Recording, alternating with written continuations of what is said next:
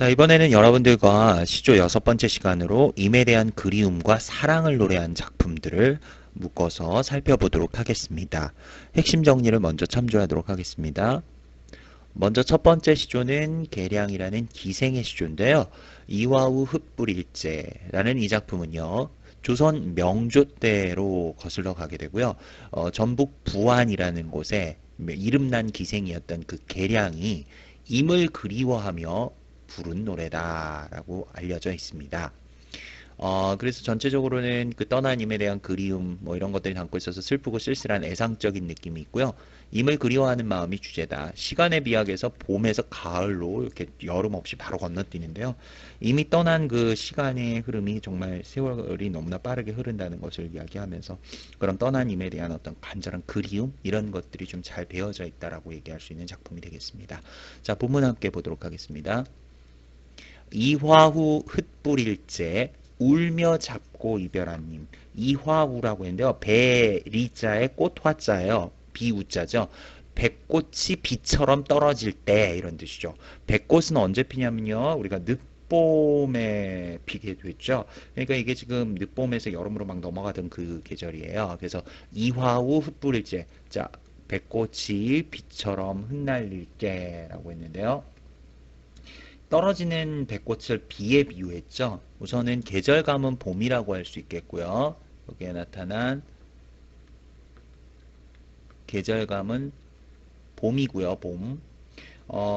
그리고 떨어진다라고 했죠. 이어 흩뿌릴제. 그러니까 여기에서는 하강 이미지가 드러나 있어요. 하강 이미지면서 이게 눈물의 어떤 심상을 표현한 거죠. 백꽃이 하얀 백꽃이 툭 막 떨어지는 것은 어떻게 보면 임을 이별한 이 화자의 눈에서 눈물이 떨어지는 것을 비유한 거죠. 울며 잡고 이별했던 님이라고 하죠. 울며 잡고 이별했던 님. 추풍낙엽에 보세요. 여기 추풍낙엽이면 가을바람에 떨어지는 잎에 이런 뜻이죠. 여기에 보시면 지금 이 추풍낙엽 갑자기 시간이 비약이 됐어요. 분명히 지금 이 부분 이화우라고 해서 여기서는 봄이었는데 이 부분은 추풍낙엽이라고 해서 가을이 돼버리죠. 그래서 여기에서도 떨어지는 낙엽으로 여기는 계절감이 가을이라고 할 수 있겠고요. 시간의 비약이 그래서 사용이 됐고요. 여기서 마찬가지로 떨어진 낙엽이니까 하강의 이미지가 사용됐고요. 이것도 역시 눈물의 이미지를 담고 있다. 저도 날 생각해 주는지. 다시 한번 정리를 하면요. 초장부터 자, 백꽃이 비처럼 흩날릴 때 울며 잡고 이별했던 님. 떨어지는 가을 낙엽에 저도 가을 바람의 그 낙엽에 저도 나를 생각해 주는지. 천리에라고 했죠. 자, 여기 천리는 진짜 천리가 떨어진 건 아니고요. 임과의 심리적 거리감이면서 슬픔. 자, 슬픔과 임을 떠나보내고 홀로 있는 외로움에 슬픔의 깊이를 이야기한다. 정서적 깊이감이죠. 그 외로운 꿈만 오락가락하노메라고 했죠. 여기서 보면 외로운 꿈이라고 표현했습니다. 꿈은 꿈인데 그 외로운 꿈이다라고 하는 건 외롭다라는 정서를 직접적으로 표출하고 있죠. 그래서 임에 대한 그리움과 그 정서의 직접 표출, 바로 정서의 직접적 표출 드러냈고요. 정서를 그러면서 또 한편으로는 임에 대한 그리움을 담고 있죠.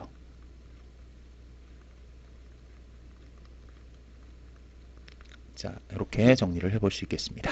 자, 다음 작품 넘어가 보도록 하겠습니다. 맷버들 가래 꺾어, 맷버들 가지를 꺾어. 역시 홍랑, 기생 홍랑의 시조인데요. 조선 선조 때로 거슬러 가죠. 이 경우는 경성이라는 도시의 기생 홍랑이 역시 이별을 안타까워하며 부른 노래다. 이렇게 정리되어 있죠. 역시 성격 똑같이 예상적이고요. 임에게 보내는 사랑. 여기서 좀 독특한 건 맷버들 가지에 자신의 감정을 집어넣어서 임에게 보내요. 그래서 이 맷버들은 어떻게 보면 임에게 바치는 사랑의 징표이자 임을 그리워하는 화자의 분신이다라고 할 수 있죠. 우리 왜 사랑하는 사람들끼리 뭐 커플링 같은 거 끼잖아요. 그 커플링을 끼면서 어때요? 임에 대한 사랑을 생각하고 그 사랑하는 임을 항상 떠올리게 되죠. 그게 이제 임을 떠올리는 매개체인 것처럼 이 작품 속에서도 이 맷버들이라는 사물이 임을 떠올리게 하는 매개체이면서 어떻게 보면 시적 화자의 분신이다라고도 이야기할 수 있습니다. 자, 그럼 본문을 보도록 하는데요. 여기 표현에서 보면 도치법이 사용됐다고 했죠. 어느 부분에서 도치법이 사용됐는지 그거는 본문을 통해서 정리를 해드릴게요. 맷버들 가래 꺾어 보내노라 임의손대. 자, 맷버들 가지를 꺾어 보내겠습니다. 임의손에. 자, 여기서 도치법 쓰인 거 아시겠죠? 원래 맷버들 가래 꺾어 임의손에 보내노라. 임의손에 보내노라. 이래야 되죠. 지금 요 부분이 원래 바뀌어야 되는 건데요. 요게 이렇게 바뀌어야죠. 님의 손에 보내노라. 우선 도치법 사용됐다는 거는 뭐 여기서 바로 잡아낼 수 있고요. 자, 그 다음 여기서 좀 중요한 것이 하나 있죠. 맷버들이라는 요 시어가 중요한데요. 이 맷버들은요, 뭘 의미하느냐. 아까도 잠깐 핵심 정리해서 방금 얘기했지만, 임에게 보내는 사랑의 정표 또는 임을 그리워하는 화자의 분신. 바로 화자의 분신이라고도 할 수 있고요. 그 다음에 임에게 바치는 사랑의 정표다라고 할 수 있죠. 임에게 바치는 사랑의 정표. 이렇게 정리할 수 있죠. 자시는 창밖에 심거두고 보소서. 주무시는 창밖에 심어두고 봐주세요. 그 맷버들 가지를 내가 임에게 보낼 테니까 그거를 주무시는 창밖에다 잘 심어주세요. 왜?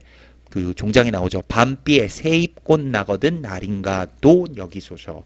밤비에 그 맷버들에서 새잎이 나면 그걸 나라고 여겨주세요. 라고 얘기를 하죠.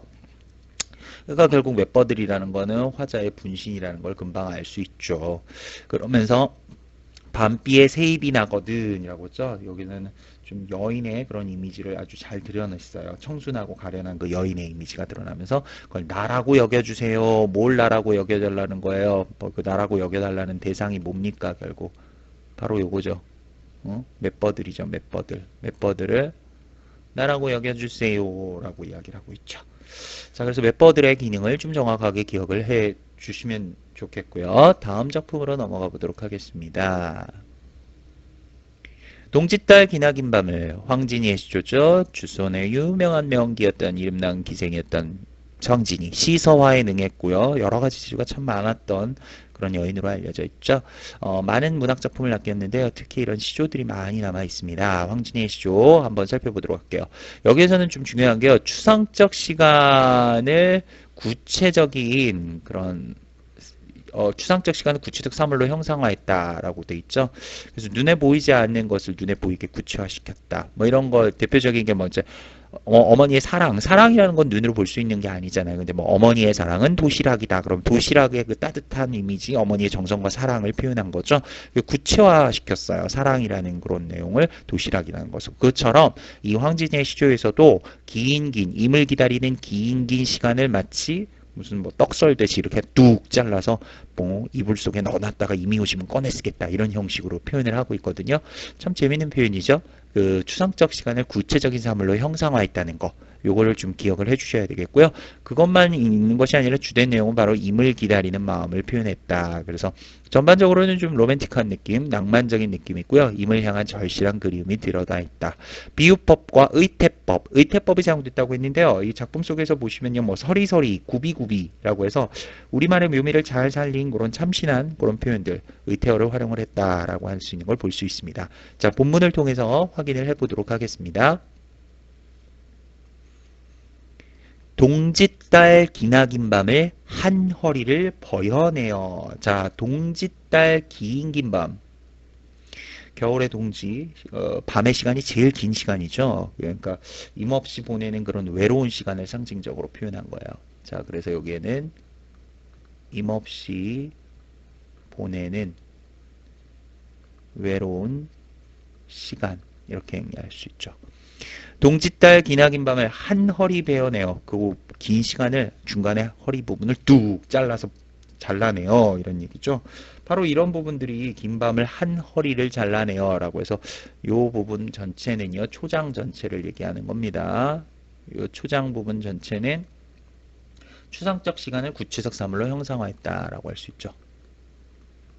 추상적 시간을 구체적 사물로 형상화해냈다. 그려내고 있다. 눈으로 볼 수 있게. 뭐 시나 시가 같은 것들의 이런 특징 중에 하나가 이런 추상적인 대상을 구체화시켜서 표현할 수 있다는 것이 또 시가의 특성이라고 할 수 있겠습니다.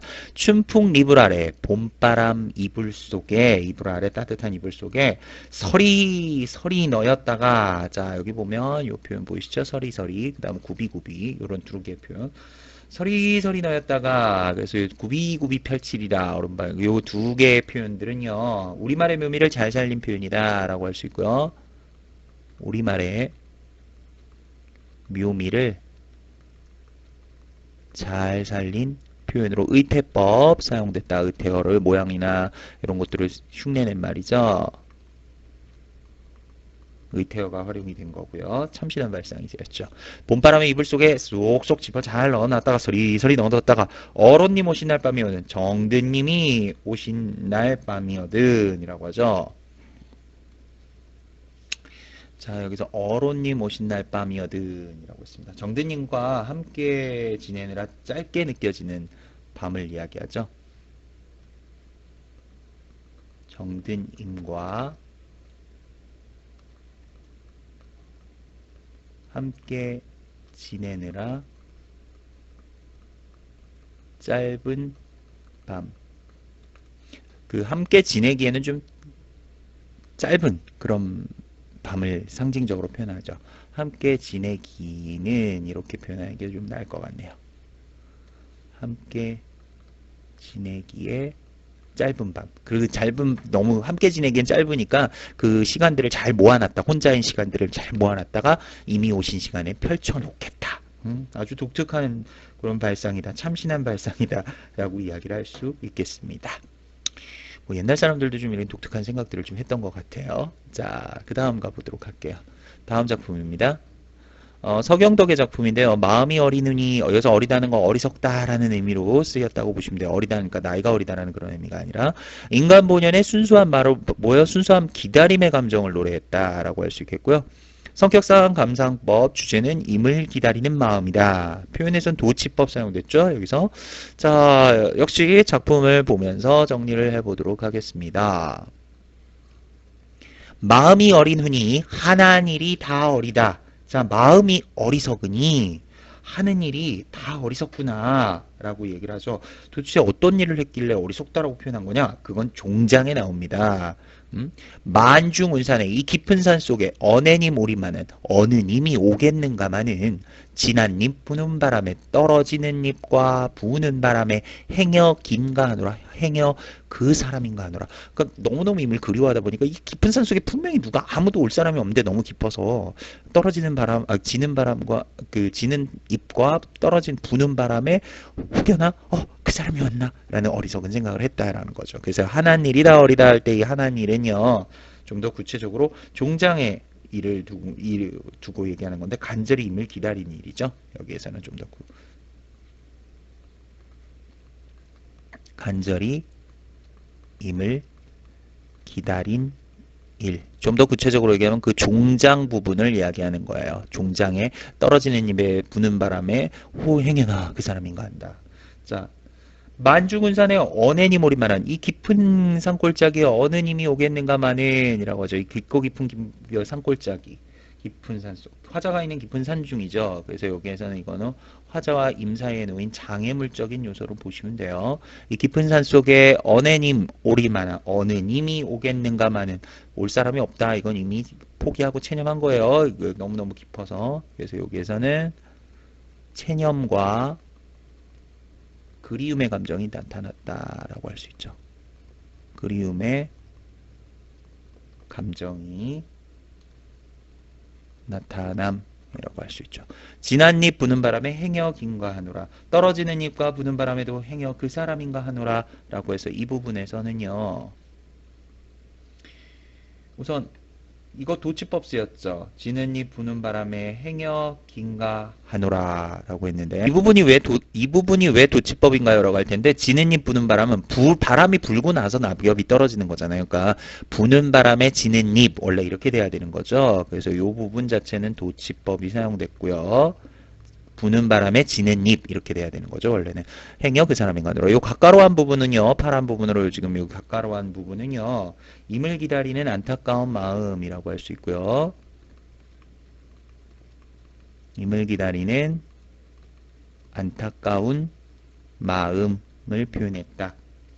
어떻게 보면 학자이기 이전에 한 인간으로서 이성에 대한 순수한 그리움의 감정을 노래한 부분이다 라고 이야기할 수 있는 부분이었습니다. 이렇게 해서 네 편의 시조 그 임에 대한 그리움과 사랑의 감정을 담은 작품들을 살펴봤습니다. 여러분들 그 나타난 정서, 표현법 이런 것들 좀 잘 정리해 두시고요. 문제를 통해서 좀 더 잘 익혀 두셨으면 좋겠습니다. 수고하셨습니다.